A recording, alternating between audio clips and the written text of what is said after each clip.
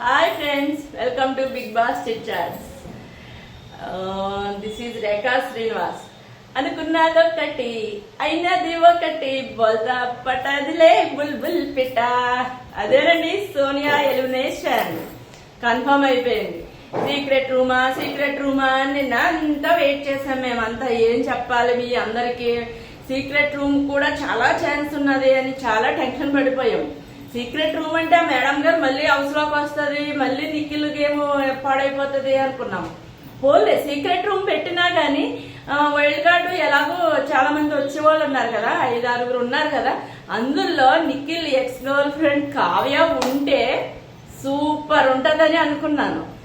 అటు సోనియాని secret room లో పెట్టి ఇటు కావ్యాని ఎంట్రీ ఇస్తే నిఖిల్ ఏమవుతాడా, కత్తుల్లో పావుచెక్కలాగా ఎలా డీల్ చేస్తాడో చూడాలి అనుకున్నాను అనమాట. కాబట్టి అదేమీ కాకుండా సోనియాకి బాయ్ బాయ్ చెప్పేశారు. ఏంటే నువ్వు ఉన్నది కాకుండా వనాన్నంత ఏదో అంటారు కదా, తాను చెడ్డ కూతంతా వనాన్నంతా చెడగొట్టిందంట. తను ఆడట్లేదు, ఆడే 2 కింగ్స్ లాంటి మగవాళ్ళని కూడా ఇది ఆఫ్ చేసేస్తుంది. కాబట్టి పంపేస్తాం, మంగళహారతి ఇచ్చి పంపేయడమే మంచిది. నిన్న చూసారా, అదంతా తర్వాత వీడియోలో చెప్తాను, నిన్న రివ్యూ తర్వాత చెప్తాం.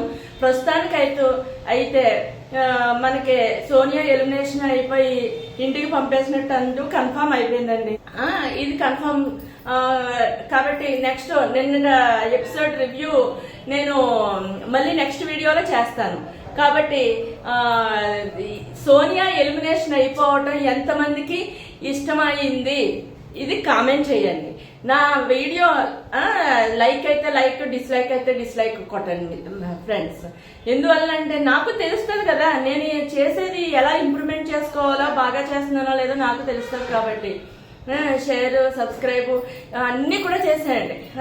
Okay friends, bye.